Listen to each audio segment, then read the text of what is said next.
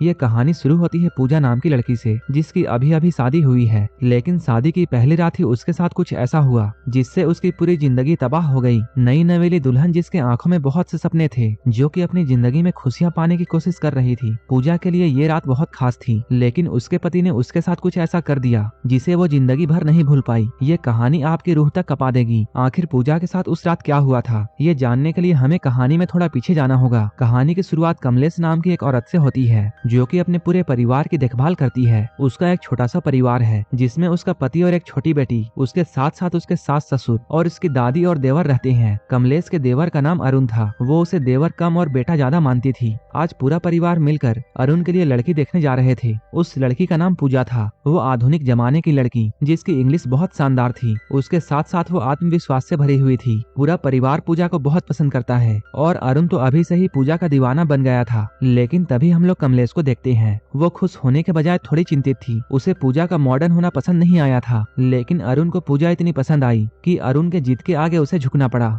देखते ही देखते इन दोनों की सगाई भी हो जाती है। सब लोग अभी बहुत खुश थे, लेकिन इन्हें क्या पता था कि वो काली रात जल्द ही आने वाली है, जिसके बाद सब कुछ बदल जाएगा। अगली सुबह कमलेश अपने सास के साथ में ऑटो में कहीं जा रही थी। तभी वो लोग कुछ लोगों को देखते हैं, जो कि सड़क में पोस्टर लेकर किसी चीज का समर्थन कर रहे थे। यहीं पर कमलेश की नजर पूजा पर पड़ती है। पूजा को इन लोगों के साथ में देखते ही कमलेश बहुत गुस्सा हो गई और उसने पूजा से अपने परिवार के सारे रिश्ते तोड़ दिए। घर पहुंचने पर सभी ने कमलेश को समझाना शुरू किया, लेकिन कमलेश अपनी जीत पर अड़ी रही। कुछ देर के बाद में पूजा खुद कमलेश के पास में आती है और वो बड़े इज्जत के साथ में कमलेश से माफी मांगती है। कमलेश भले ही कम पढ़ी लिखी थी, लेकिन वो दिल की बहुत अच्छी थी। अब दोनों के बीच में फिर से सब कुछ ठीक हो गया। जल्दी ही अरुण और पूजा की शादी हो जाती है। शादी और काम के टेंशन की वजह से पूजा की तबीयत खराब हो जाती है। उसे तेज बुखार के साथ साथ बदन में काफी दर्द था, जिसकी वजह से वो कई रस्मों को नहीं कर पाती। शादी के बाद जब अरुण उसके करीब आता है, तब पूजा साफ कह देती है उसकी तबीयत ठीक नहीं है, वो बहुत थक चुकी है, इसलिए थोड़ा आराम करना चाहती है। लेकिन अरुण तो अपनी जीत पर था। उसे तो बस जल्दी से पूजा के साथ में इंटीमेट होना था। उसे ना तो पूजा की हालत दिखाई दे रही थी और ना ही पूजा का मना करना। अब पूजा बार बार ये कहने लगी कि उसकी तबीयत खराब है, लेकिन अरुण ने उसकी बात नहीं मानी। पूजा बार बार उसे मना करती रही, लेकिन अरुण ने उसकी एक नहीं सुनी। पूजा के चूड़ियों के साथ में उसके सारे सपने टूट गए। अरुण ने इतनी बेरहमी से उसके साथ ये सब किया था कि वो दर्द के वजह से सदमे में जा चुकी थी। अरुण इस चीज को बहुत ही आराम से लेता है, जैसे उसने तो कुछ गलत किया ही ना हो। ये तो उसका अधिकार था। अरुण का मानना था शादी के बाद तो ऐसा होता ही रहता है। पूजा जब अरुण की इन बातों को सुनती है, तब उसका दर्द और भी बढ़ जाता है। वो रोते हुए अरुण पर ये इल्जाम लगाती है कि तुमने मेरे साथ गलत किया है। जैसे ही पूजा ने अरुण को गलत कहा, अरुण को इस बात पर बहुत गुस्सा आया। वह कहता है, अगर तुम्हें ऐसा लगा कि मैंने तुम्हारे साथ गलत किया, तब जाओ जाकर सबको बाहर बता दो। यह कहते हुए वो जबरदस्ती पूजा को रूम से बाहर निकाल देता है। रोते हुए पूजा कमरे से बाहर आती है। वो आंगन में खड़ी हुई कमलेश को देखती है। वहाँ पर कई और औरतें भी होती हैं। यहाँ औरत लोग आपस में बातें कर रही थी। तभी पूजा उनके मुंह से ये सुनती है कि एक औरत बदनामी से बहुत डरती है। उसे समझ में ये आ जाता है, अगर वह सच बोलेगी तो उसे इंसाफ नहीं बल्कि शर्मिंदगी मिलेगी, जिसके वजह से वो अपने आंसुओं को छुपाकर कमरे में लौट जाती है कि शायद अरुण को अपनी गलती का एहसास हो और वह माफी मांगे। फिर भी उसे मन में ये उम्मीद थी कि अरुण मुझसे माफी मांगेगा। अरुण के इस तरह के व्यवहार करने से पूजा पूरी तरह टूट जाती है। अगली सुबह कमलेश उसे छत पर खामोश खड़ा देखती है। उसकी हालत को देखकर वो समझ जाती है कि उसके साथ कुछ गलत हुआ है, लेकिन पूजा कुछ नहीं बताती और वो कमलेश से अपने मायके जाने की जिद करती है। उसकी जिद को देखकर कमलेश उसे मायके छुड़ाती है। वहाँ पूजा अपनी मॉम को सब कुछ बता देती है। उसे ऐसा लग रहा था कि कम से कम उसकी माँ तो उसे समझेगी, लेकिन उसकी माँ का जवाब सुनकर वो और भी ज्यादा टूट जाती है। जहाँ पर पूजा को उसके फैमिली का सपोर्ट चाहिए था, वहाँ उसकी उम्मीद से बिल्कुल उल्टा होता है। माँ उसे अपने गले से लगाने के बजाय ये समझाती है कि शादी में ऐसा होना सामान्य बात है, तुम्हें तो ये सब सहना चाहिए। उसकी माँ उसे अपनी गरीबी का वास्ता देकर उसे फिर से ससुराल जाने के लिए कहती है और मना करने पर खुद को नुकसान पहुँचाने की धमकी देती है। अपनी माँ के ही ऐसे व्यवहार के वजह से अब पूजा के पास ऐसा कोई नहीं था जो कि उसकी मदद करता। वो मजबूरी में फिर से अपने ससुराल की तरफ जाती है। रास्ते में वो वॉशरूम का बहाना बनाकर गाड़ी से उतरती है और फिर वहाँ से भाग जाती है। कमलेश उसे बहुत ढूंढती है, लेकिन उसका कोई पता नहीं चलता। घर पहुंचकर जब यह बात वो सभी लोगों को बताती है, तब सभी लोग बहुत हैरान थे। बहुत ढूंढने के बाद भी पूजा उन्हें कहीं नहीं मिलती। आखिर में कमलेश पूजा की दोस्त सोना को फोन करती है, जो कि एक एनजीओ में काम करती है। सोना कहती है उसे कुछ पता नहीं, लेकिन वह पूजा को ढूंढने में मदद करेगी। कुछ समय ढूंढने के बाद में सोना को पूजा एक सुनसान पार्क में दिखती है। वो डरी और सहमी हुई हालत में अकेली बैठी हुई थी। तभी कमलेश कमलेश भी वहाँ पहुँच जाती है। तभी पूजा हिम्मत करके कमलेश के सामने सारी सच्चाई बताती है। क्योंकि कमलेश ने अरुण को पाला था, इसलिए उसे ऐसा लगता था जैसे अरुण कुछ भी गलत नहीं कर सकता, इसलिए उसे पूजा की बात पर यकीन नहीं था। वो पूजा की बात को सुनकर उस पर बहुत गुस्सा हुई और इसके बाद कमलेश पूजा को जोरदार थप्पड़ मारती है। इसके बाद वो पूजा को जबरदस्ती अपने घर में ले आती है। भले ही उसने पूजा को बहुत डांटा, लेकिन कमलेश के दिल में भी एक शक आ गया था कि कहीं उसकी परवरिश गलत तो नहीं है। वहीं कुछ दिन के बाद में हम लोग अरुण और पूजा को हनीमून में जाते हुए देखते हैं। पूजा अभी भी बहुत डरी हुई थी। वो आखिरी बार अरुण से बात करने की कोशिश करती है, लेकिन अरुण के व्यवहार में कोई बदलाव नहीं आया था। अरुण पूजा की सारी बातों को नजरअंदाज करके उसके साथ सिर्फ संबंध बनाना चाहता था। उसे ना तो पूजा के दर्द का फिक्र था, ना ही पूजा की ख्वाहिशों का। वो तो बस अपने आप में संतुष्ट होना चाहता था। अब पूजा खुद को बिल्कुल असहाय महसूस करती है। उसे अब ये समझ में आ चुका था कि वो जिस रिश्ते को संभालने की कोशिश कर रही है, वहाँ उसके भावनाओं की कदर करने वाला कोई नहीं। एक बहुत ही मॉडर्न और खुशहाल लड़की जिसकी जिंदगी में अब सिर्फ डर और दर्द भरा हुआ था। एक रात पूजा रोज रोज के जबरदस्ती से इतना ज्यादा डर जाती है कि उसने अरुण से बचने के लिए खुद को बाथरूम में लॉक कर लिया। बाहर खड़ा अरुण पूजा का वेट कर रहा था, क्योंकि उसे अपनी हवस शांत करनी थी। इसलिए वो दरवाजे के पास में जाकर तेजी से दरवाजा खटखटाता है। अरुण के ऐसे बिहेवियर से पूजा इतनी डर गई थी कि वो उसे मना भी नहीं कर पा रही थी। इसके बाद पूजा चिल्लाकर उससे झूठ कहती है कि उसकी पीरियड शुरू हो गई है। बाहर खड़ा अरुण सिर्फ अपने बारे में सोच रहा था। वो हवस में इतना अंधा हो गया था कि उसे पूजा की इस बात पर भी यकीन नहीं आया। इसके बाद अरुण चिल्लाकर कहता है वो देखना चाहता है क्या सच में उसका पीरियड शुरू हुआ है। अरुण के इस बात से पूजा और भी डर जाती है। तभी उसकी नजर एक ब्लेड पर पड़ती है और यहीं पर यह सीन कट हो जाता है। इसके बाद हमें अस्पताल का सीन दिखाया जाता है। यहाँ अरुण के साथ साथ उसके सारे परिवार वाले भी होते हैं। यहाँ इन लोगों को यह मालूम चलता है कि पूजा की ब्लीडिंग काफी ज्यादा हो गई है। जब कमलेश डॉक्टर के पास में जाकर बातें करती है, तब डॉक्टर उसे बताती है ये पीरियड वाली ब्लीडिंग नहीं थी, बल्कि उसके प्राइवेट पार्ट पर ब्लेड से बहुत सारे कट्स हैं और ये उसी की ब्लीडिंग थी। ये सुनकर कमलेश के तो होश ही उड़ जाते हैं। इसके बाद कमलेश बाहर जाकर अपने सारे फैमिली मेंबर्स को घर भेजती है। इसके बाद वो आराम से अंदर आकर पूजा से ये पूछती है कि आखिर तुम्हारे साथ ये सब कैसे हुआ। पूजा कहती है उसने ये सब खुद से किया है, क्योंकि वो अरुण के हरकतों से परेशान हो चुकी थी।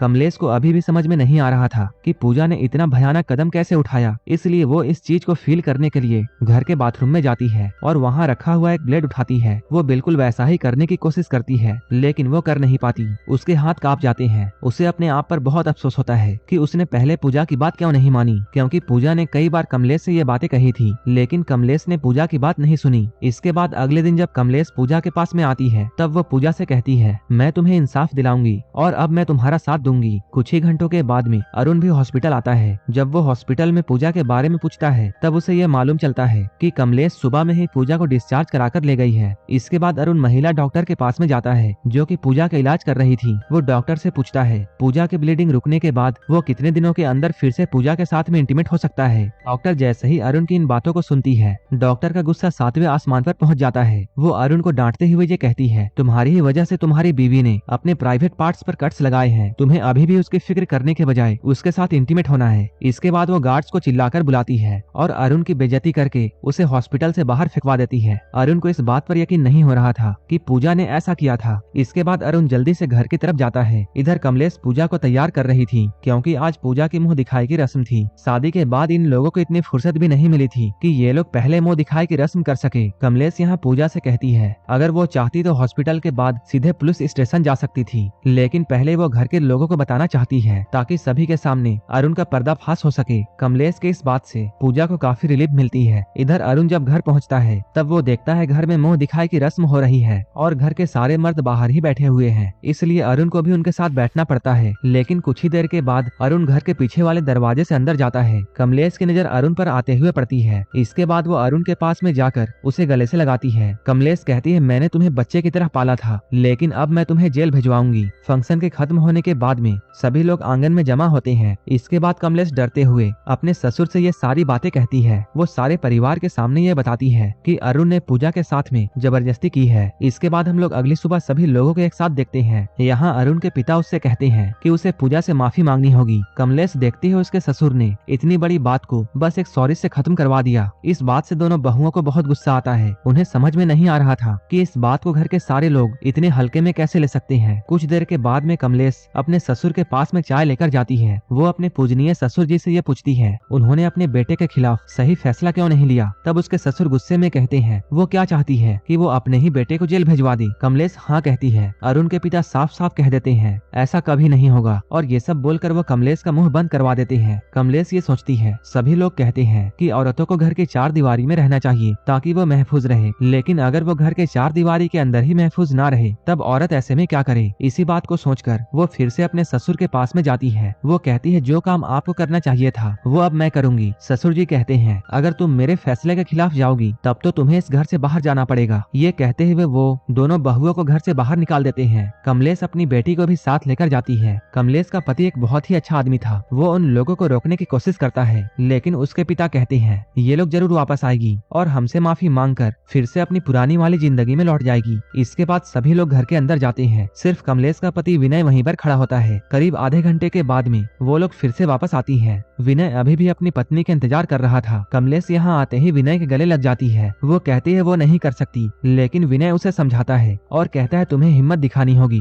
और बुराई के खिलाफ लड़ना होगा। इसके बाद कमलेश घर के अंदर आती है और आते ही अपने सास और ससुर का पैर छूती है। ससुर जी ये देखकर बहुत खुश होते हैं। उन्होंने तो पहले ही भविष्यवाणी कर दी थी कि यही सब होने वाला है, लेकिन कमलेश कहती है वो बस बड़ों का आशीर्वाद लेने के लिए आई है। इसके बाद कमलेश पूजा और पिंकी को लेकर बस में बैठकर यहाँ से निकल जाती है। वो अपने नाना जी से मिलने के लिए जा रही थी, जो कि पेशे से एक वकील थे। कुछ ही घंटों के बाद में कमलेश अपने नाना से मिलती है। वो नाना जी को पूजा और अपनी सारी बात बताती है। नाना जी उन लोगों को ये समझाते हैं ऐसा कोई भी कानून नहीं है जो कि अरुण को सजा दे सकता है। हाँ, लेकिन अगर तुम लोग चाहो तब दहेज के कानून में उन्हें सजा दिलाई जा सकती है, क्योंकि अगर तुम लोग दहेज का केस करोगी तब फैसला तुम्हारे हक में ही जाएगा। असल में नाना जी उन लोगों को ये समझाना चाहते थे अगर तुम्हारे साथ जुल्म हुआ है तब झूठ का सहारा लेकर तुम उन्हें सजा दे सकती हो, क्योंकि समाज और कानून पति को जबरदस्ती करने की सजा नहीं दे सकता। इसी बीच अचानक पूजा दहेज का केस करने के लिए मान जाती है। वो नाना जी से कहती है आप दहेज का ही केस बना दो। कमलेश के हिसाब से ये सही नहीं हो रहा था, क्योंकि वो सच का साथ देने के लिए आई थी, लेकिन यहाँ झूठ का सहारा लिया जा रहा था। थोड़ी देर के बाद कमलेश पूजा से कहती है लड़ाई करने का ये तरीका सही नहीं है। वो कहती है जो हुआ ही नहीं है हम लोग उसके लिए केस क्यों कर रहे हैं। लेकिन पूजा तो सिर्फ इतना चाहती थी कि अरुण को कैसे भी सजा हो जाए, चाहे झूठ का ही सहारा क्यों न लेना पड़े। कुछ ही देर के बाद में नाना जी पूजा के लिए पेपर रेडी कर देते हैं। वो कहते हैं तुम इस पेपर को लेकर पुलिस स्टेशन में जाओ और वहाँ जाकर रिपोर्ट लिखा लो। लेकिन कमलेश अभी भी इस केस के बिल्कुल खिलाफ थी। वो चाहती थी जिन लोगों ने गुनाह किया ही नहीं है उन्हें सजा क्यों दी जाए। जैसे ही पूजा उस पेपर में साइन करने लगती है, कमलेश उस पेपर को छीनकर बाहर भाग जाती है। पूजा कमलेश के पीछे भागती है, लेकिन कमलेश उस पेपर को जला देती है। अब पूजा की उम्मीद फिर से टूट चुकी थी। पूजा बहुत सैड हो जाती है। तब नाना जी उसके पास आकर ये कहते हैं कोई बात नहीं बेटा, हम लोग ये केस ऑनलाइन भी रजिस्टर कर सकते हैं। ये दोनों बातें कर रहे थे। बगल में कमलेश लेटी हुई थी, वो इन दोनों की बातें सुन रही थी। इधर नाना जी ऑनलाइन केस रजिस्टर करवा देते हैं। पूजा के कंप्लेन के वजह से अगले ही दिन पुलिस अरुण के घर पर जाती है पूरे परिवार को अरेस्ट करने के लिए। लेकिन इससे पहले कि पुलिस वाले उन्हें अरेस्ट कर पाते, ठीक उसी वक्त उनके घर पर उनके वकील आ जाते हैं कोर्ट से एंटीसिपेटरी बेल लेकर, जिससे उनकी गिरफ्तारी रुक जाती है। इधर नाना जी और पूजा को ये बात समझ में नहीं आ रही थी कि वो लोग पहले ही बेल कैसे ले लिए, जबकि उन्हें इस बात की भनक भी नहीं थी कि उनके खिलाफ एफआईआर किया गया है। तभी पूजा और नाना जी का शक कमलेश पर जाता है, यानी कि वो कमलेश है जिसने अपने सास ससुर को पहले ही फोन करके बता दिया था। कमलेश इन दोनों से कहती है वो इस लड़ाई में सच का साथ देने के लिए आई है और वो इस लड़ाई को सच्चे तरीके से जीतना चाहती है। नाना जी बोलते हैं तुम तो सही तरीके से लड़ लोगी, लेकिन क्या वो सही तरीके से लड़ेगा। कमलेश पूछती है कौन। नाना जी कहते हैं तुम्हारा ससुर, क्योंकि जितना सीधा तुम उसे समझती हो वो उतना अच्छा आदमी नहीं है। वहीं इधर हम लोग अरुण के घर में देखते हैं, जहां अरुण के पिता अपने दोनों बेटों को ये कहकर घर से बाहर ले जाते हैं कि हम लोग अपनी बहुओं को लाने के लिए जा रहे हैं। गाड़ी में बैठने के बाद पिता अपने दोनों बेटों को पूजा के घर में चलने के लिए कहते हैं। बड़ा बेटा पूछता है हमें वहाँ क्यों जाना है। तब पिता कहते हैं कहीं जाने से पहले मैं एक बार पूजा के पिता से मिलना चाहता हूँ। इसके बाद ये आदमी पूजा के पिता के पास में जाता है और उससे अकेले में बातें करना चाहता है। वो पूजा के पिता से कहता है पूजा को घर वापस आकर सभी के पैर को छूकर सभी से माफी मांगनी होगी। पूजा के पिता कहते हैं वो अपनी बेटी को वापस बुलाने की पूरी कोशिश कर रहे हैं। इसके बाद वो एक दवा निकालकर पानी के गिलास में घोलकर पूजा के पिता को देता है। वो उसे पूजा के बारे में ब्लैकमेल करके इस दवा को पीने के लिए कहता है और यहीं से कॉल करके पूजा के पिता के लिए हॉस्पिटल में रूम बुक कर देता है। उस दवा को लेने के बाद में पूजा के पिता की हालत अचानक अचानक खराब हो जाती है। ये खबर पूजा तक भी पहुंचती है। पूजा घबराकर कमलेश के पास में आती है और उसके गले से लग जाती है। अब पूजा अपने पिता से मिलने के लिए हॉस्पिटल में जाती है। तब पूजा के पिता रोते हुए कहते हैं अब उसे अपने ससुराल में लौट जाना चाहिए। पूजा को कमजोर देखकर अरुण उसके पास में आता है और मौके का फायदा उठाकर माफी मांगकर पूजा को अपने साथ चलने के लिए कहता है। अरुण जैसे ही पूजा से माफी मांगता है, अरुण के पिता पूजा को साथ चलने के लिए कहते हैं ताकि यहाँ मौजूद सारे लोगों को ऐसा लगे जैसे अरुण और उसके पिता पूजा को बहुत चाहते हैं। इसके बाद ये सभी लोग पूजा और कमलेश को लेकर घर वापस आते हैं। इसके अगले दिन बहुओं के आने की खुशी में घर में एक छोटा सा प्रोग्राम होता है। अरुण यहाँ खुश होकर सभी को मिठाई बांट रहा था। इसके बाद वो कमलेश के पास में आकर ये कहता है अब उसे भी गुस्सा छोड़ देना चाहिए। लेकिन उसी वक्त विनय कमलेश को बुलाता है और कहता है इस घर के सारे लोग बदल चुके हैं, किसी को भी सच्चाई से मतलब नहीं है और तुम्हारे मान सम्मान को देखते हुए हम लोग अब अलग रहेंगे। वहीं दूसरी तरफ हम लोग अरुण को देखते हैं जो कि पूजा से बातें करने की कोशिश कर रहा था। कमलेश जल्दी से पूजा के पास में जाती है और उसका हाथ पकड़कर उसे घर के अंदर ले जाती है। तभी कमलेश की दादी सास इन दोनों को रोकती है जो कि आम तौर पे कुछ भी नहीं बोलती थी, क्योंकि बहुत पुराने वक्त से ही मर्दों ने औरतों के आवाज को दबा दिया था और दादी भी उनमें से एक थी। लेकिन दादी इन दोनों को समझाती है वो तो अपने पूरी जिंदगी भर चुप रही, लेकिन तुम दोनों को अपनी चुप्पी तोड़नी होगी। दादी उन लोगों को समझाती है तुम्हारे साथ जो भी अन्याय हुआ है तुम्हें समाज के सामने उस अन्याय को रखना होगा, क्योंकि तुम्हें अपने परिवार में इंसाफ नहीं मिलने वाला है। इसके अगले दिन कमलेश के सास ने घाट पर एक पाठ रखवाया होता है ताकि उनके घर में सुख शांति बनी रहे। यहाँ सिर्फ देवियों की ही मूर्तियाँ रखी हुई है। कमलेश यहाँ सभी से कहती है वो आज 2 देवियों की कहानी सुनाएगी। इसके बाद कमलेश अपनी कथा सुनानी शुरू करती है। कमलेश यहाँ सभी औरतों को ये समझाती है हमें वेद और पुराणों में तो बहुत इज्जत दी गई है, क्योंकि पुराने समय में अगर किसी ने भी औरत को हाथ लगाया तब उसका अंजाम रावण की तरह होता था और औरतों के अपमान की वजह से महाभारत तक हो गई। इसके बाद कमलेश कहती है लेकिन आजकल के समाज में कुछ और ही कहानी चल रही है। इसके बाद कमलेश पूजा को बुलाकर उसे अपनी कहानी बताने को कहती है। ये देखकर अरुण और उसके पिता बहुत डर जाते हैं। वो लोग डर से ये सोच रहे थे अगर पूजा ने अपनी कहानी बता दी तब समाज में उनकी इज्जत का क्या होगा। लेकिन पूजा बिल्कुल भी नहीं डरती और अपनी पूरी की पूरी कहानी समाज के सामने रख देती है। वो सभी को बताती है अरुण ने उसकी मर्जी के बिना उसके साथ कई बार संबंध बनाया है। ये सुनते ही वहाँ बैठे सभी लोगों के बीच में हलचल मच जाती है। पूजा के इज्जतदार ससुर से ये सब सुना नहीं जाता। इसके बाद वो चिल्लाकर सभी को यहाँ से जाने के लिए कहता है। तभी कमलेश सभी के सामने आकर चिल्लाकर ये कहती है यहाँ से सिर्फ वही औरत जाएगी जिसके साथ कभी भी जोर जबरदस्ती या फिर ज्यादती नहीं हुई हो। ये सुनकर सभी औरतें वहीं पर रुक जाती हैं, क्योंकि वो लोग जानती थी कि उनके साथ कहीं न कहीं किसी न किसी मोड़ पर जोर जबरदस्ती की गई है। इसके बाद अरुण सामने आकर पूजा को भला बुरा कहता है और उस पर हाथ उठाता है, लेकिन इस बार कमलेश उसे रोक लेती है और उल्टा ही उसे एक थप्पड़ मार देती है। कमलेश कहती है कानून की नजरों में तुमने तो कोई अपराध नहीं किया है, लेकिन समाज और हमारी नजरों में ये एक बहुत बड़ा अपराध था, इसलिए तुम्हारा फैसला हम ही लोग करेंगे। इसके बाद कमलेश उससे अपने सारे रिश्ते नाते तोड़ देती है और उससे कहती है तुम पूजा के पैर छूकर उससे माफी मांगो। इसके बाद अरुण पूजा के पैर छूकर उससे माफी मांगता है, लेकिन पूजा फिर भी उसे माफ नहीं कर पाती। कमलेश और पूजा अपनी सारी बातों को कहकर अपने ससुर जी से ये कहती है हम लोगों को जो भी कहना था हम लोगों ने कह दिया, अब यहाँ से आपका सोचना शुरू होता है। कमलेश के ससुर जो कि अपने परिवार के लिए बहुत बड़े आदमी थे, उनकी बातों को माना जाता था, लेकिन जब गलती उनके छोटे बेटे ने की तब वो सच का साथ देने के बजाय अपने बेटे को बचाने में लग गए। इस वेब सीरीज का संदेश ये है कमजोर से दिखने वाले लोग भी अपनी हिम्मत और हौसले से बड़े बड़े बदलाव ला सकते हैं। ये समाज को यह भी सिखाता है कि इंसानियत, सेल्फ रिस्पेक्ट और सच के साथ खड़े रहना ही असली ताकत होती है, चाहे परिस्थिति कितने भी मुश्किल क्यों ना हो। ये कहानी अच्छी लगी हो तो एक लाइक जरूर कर देना और ऐसे ही वीडियोस के लिए आप मेरे चैनल को जरूर सब्सक्राइब कर लेना। तो मिलते हैं हमारे नेक्स्ट वीडियो में।